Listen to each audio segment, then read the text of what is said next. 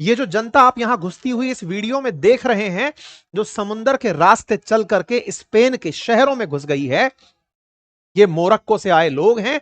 संख्या इनकी 60,000 बताई जा रही है। और जो 60,000 बताई ये भीड़ है, ये जिस शहर में एंट्री की है, वो शहर 80,000 की कुल आबादी रखता है।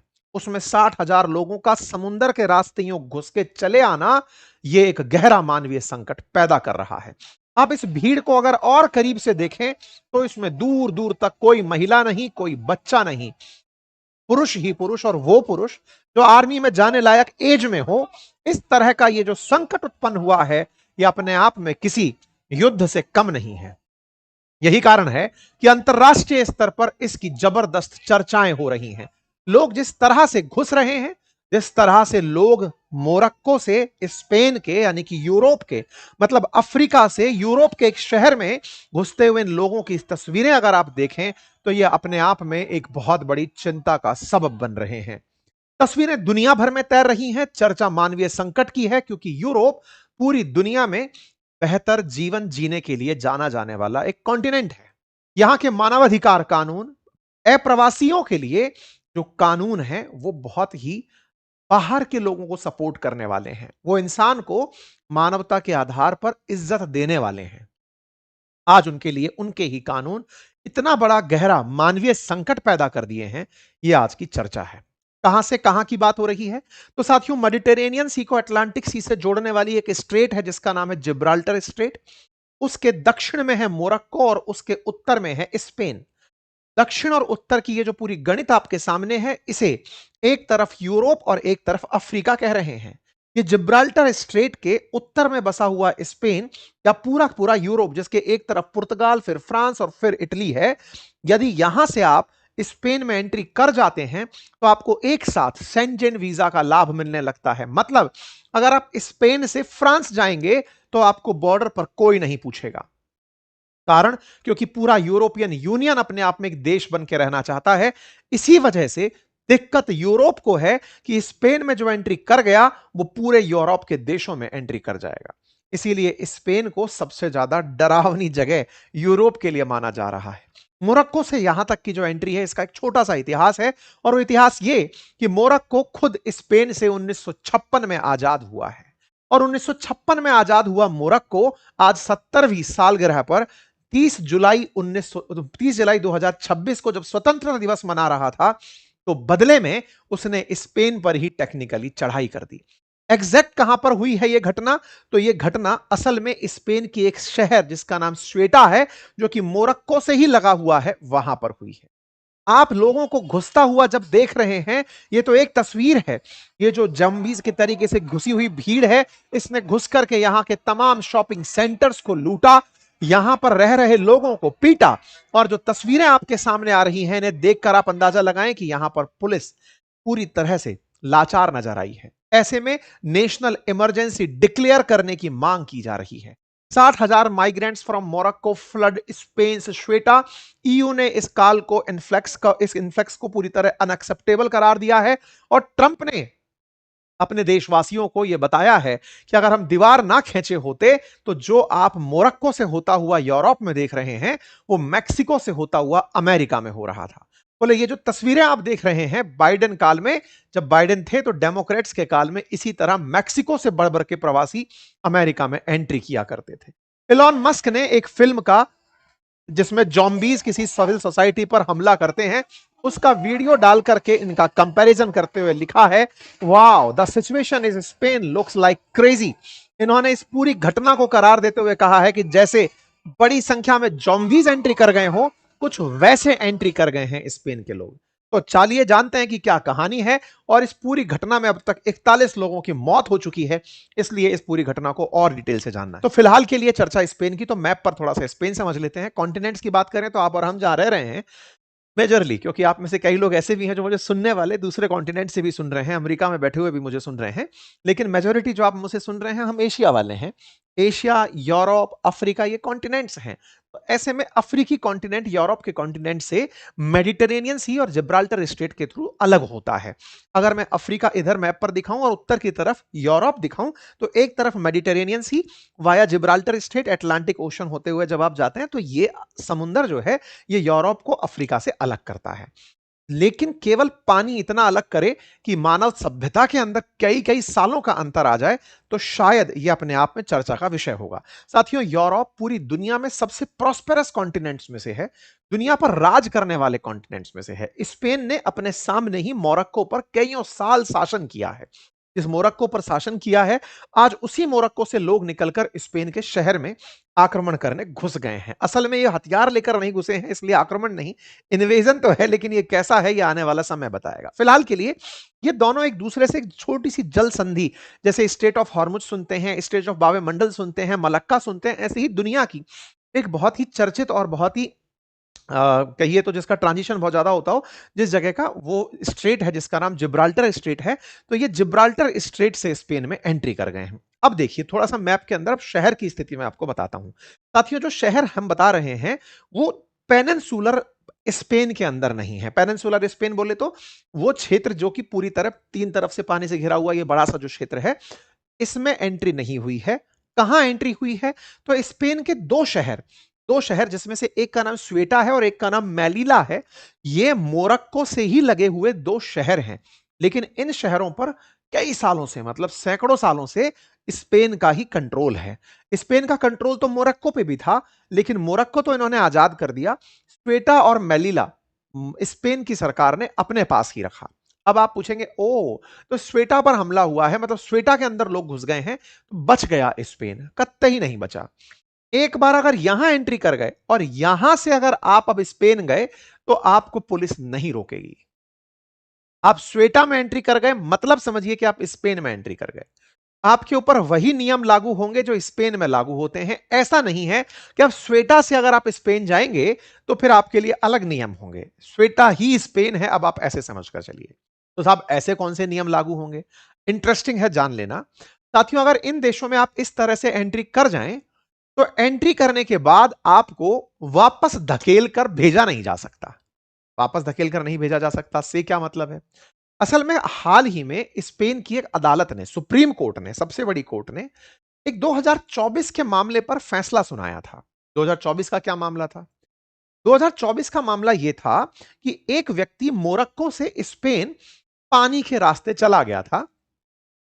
स्पेन की पुलिस ने उस व्यक्ति को वापस मोरक्को को पकड़ा दिया था। उसे सुनवाई का अधिकार नहीं दिया गया। इस पर मानवाधिकार संगठन स्पेन में सक्रिय हुए और सुप्रीम कोर्ट में केस चला।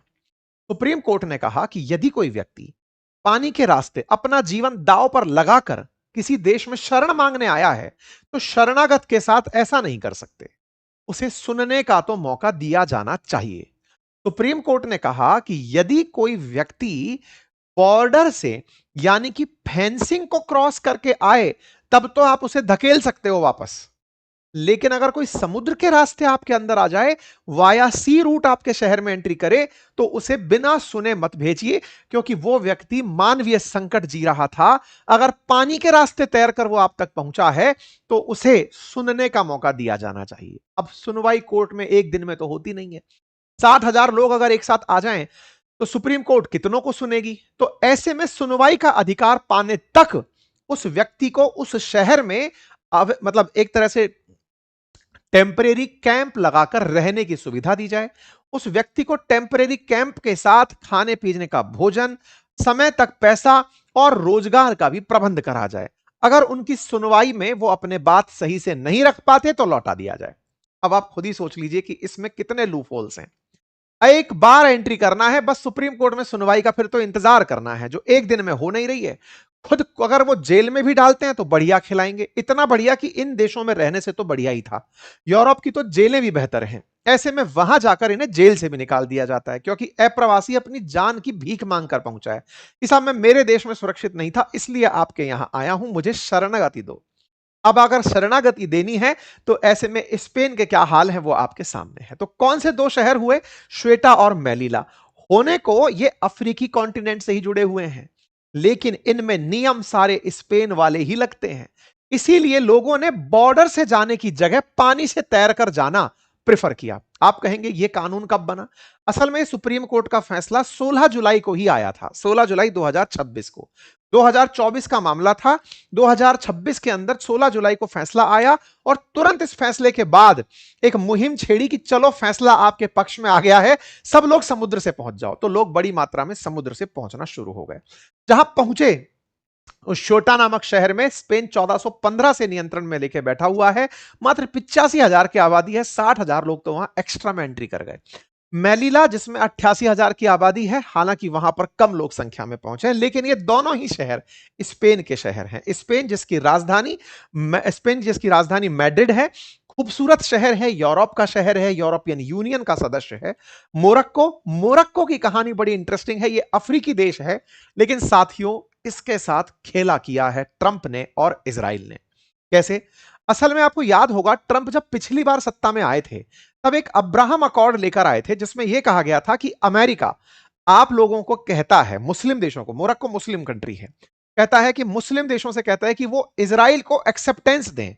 एक्सेप्टेंस अगर देंगे तो आपको बड़ा फायदा मिलेगा। तो साहब पिछली बार जब ये आए तो अब्राहम अकॉर्ड जहां एक और यूएई से करवाया, यानी कि यूएई ने इजराइल को मान्यता दी, वैसे ही मोरक्को ने भी इजराइल को मान्यता दे दी।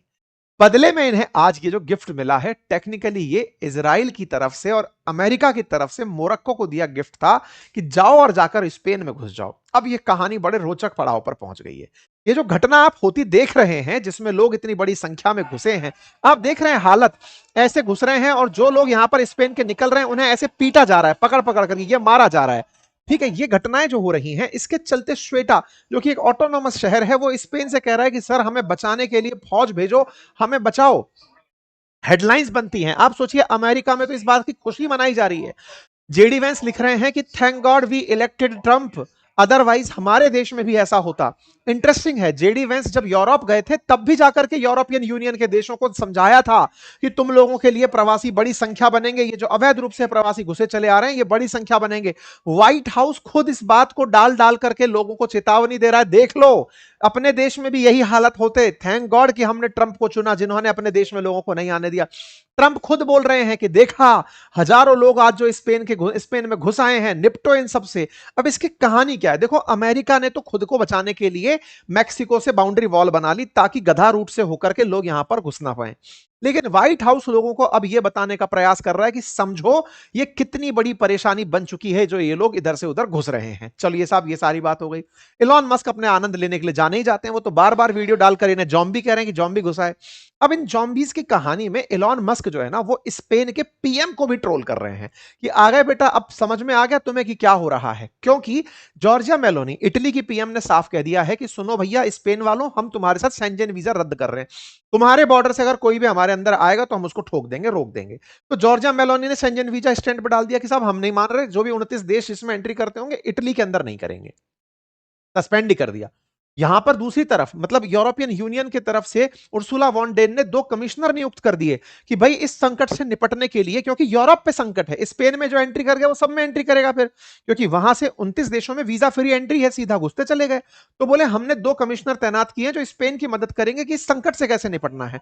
यहां पर जो तस्वीरें आ रही हैं इलीगल माइग्रेंट्स की, आप सोचो शहरों में कैसे लोग घूम रहे हैं, घुस गए हैं, एंट्री कर गए, हजारों प्रवासी एक साथ घुसे हैं। मतलब आप समझिए कि अफ्रीका की गरीबी से निकलते हुए यूरोप की अच्छी जिंदगी जीने के लिए यहां पर एक बार में एंट्री मार गए।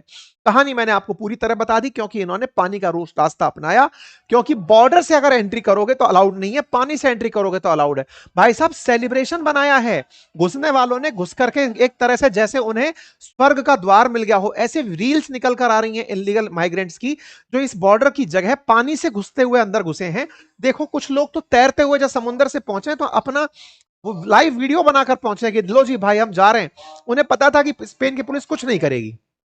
ये 2024 का मामला था, जिसके चलते मामला हुआ जब मोरक्को से एक अल्जीरियाई नागरिक घुस गया था स्पेन में। तो वहां की जो अदालत थी ना, उस अदालत का, स्पेन की अदालत का जो फैसला था, उसी को भुनाते हुए मानव तस्करों ने यह सारा काम किया। इंटरेस्टिंग बात पता है क्या है?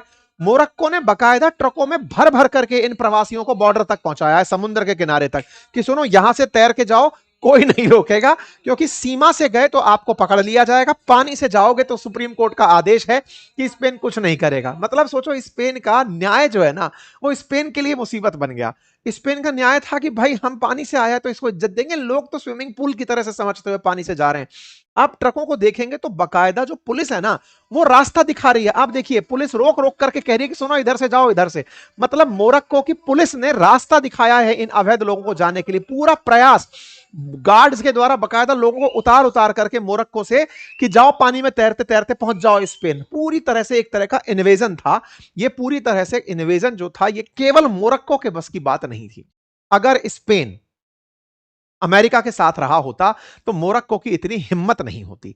असल में मोरक्को की हिम्मत के लिए जिम्मेदार अमेरिका और इजराइल था। वही अब्राहम अकॉर्ड जो इनके लिए सबसे बड़ा कारण बना। अब उस पर डिकोड होने लग रहा है कि यह खेला पूरा किया धरा अमेरिका और इजराइल का है।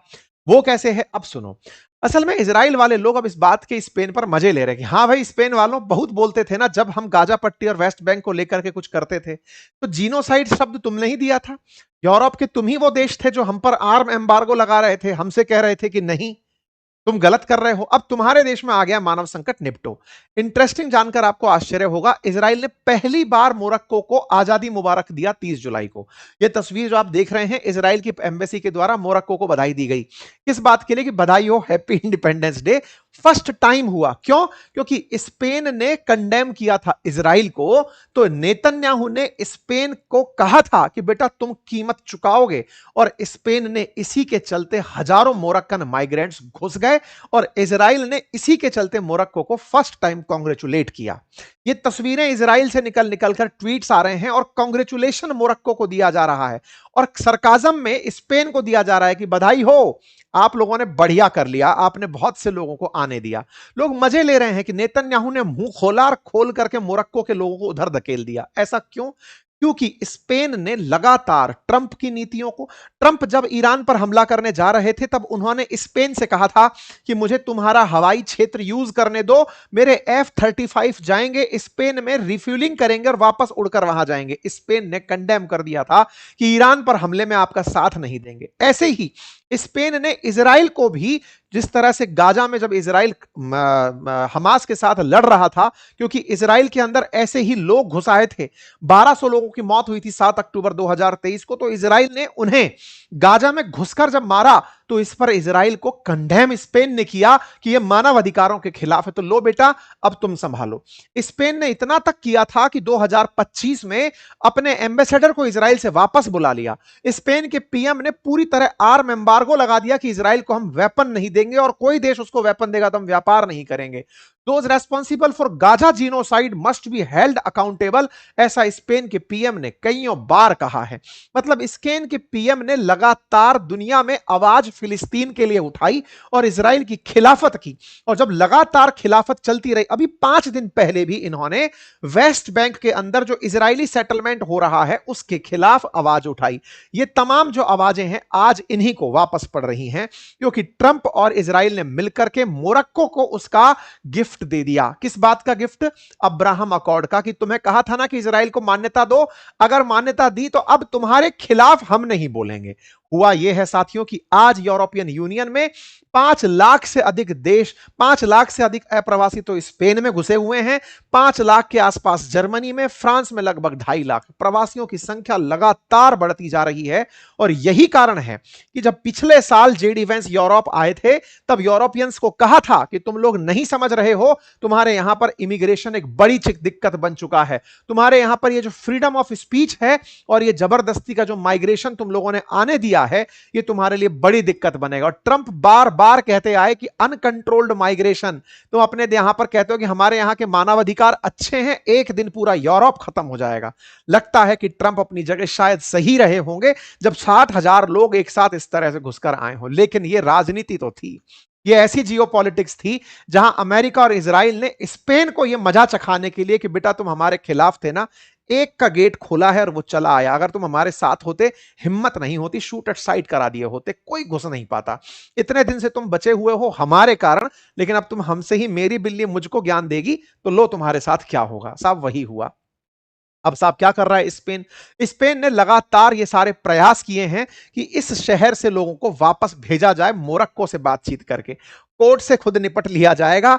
पुलिस को बोला जा रहा है कि भाई धकेलो इन लोगों को वापस श्वेटा से, और इनसे कहा जा रहा है कि मेनलैंड में तो आने ही मत देना और यहां से उठा उठाकर वापस भेजो। तो भाई साहब इन लोगों ने लगातार अपनी तरफ से लोगों को धकेलना वापस से शुरू कर दिया है और कोर्ट की कोई बात नहीं मानी है। टेक्निकली जो देश न्यायपालिका के लिए कहा करता था कि हम न्यायपालिका को सर्वोपरि मानते हैं, वही देश आज इनको बिना न्यायपालिका की बात सुने उठा उठाकर वापस मोरक्को से बातचीत करके भेज रहा है। और इसीलिए बार बार स्पेन दुनिया भर को बता रहा है कि almost everyone who entered Ceuta yesterday has now return to Morocco. बोले हमने अधिकांश लोगों को वापस भेज दिया है, हमने सेना भेज दी है, सेना जाकर के यहां से लोगों को फिर से धकेल रही है और लौटा रही है, जो भी है। लेकिन स्पेन ने जो आज देखा वो उसके लिए एक बड़ा लेसन बन चुका है। आपको क्या लगता है, क्या ये लेसन अपने आप में पूरी दुनिया के लिए एक मानवीय संकट है? क्या आपको लगता है कि आने वाले समय में यूरोप में जो आज ये हुआ, पुलिस के आज ये जो हुआ बिना सेना के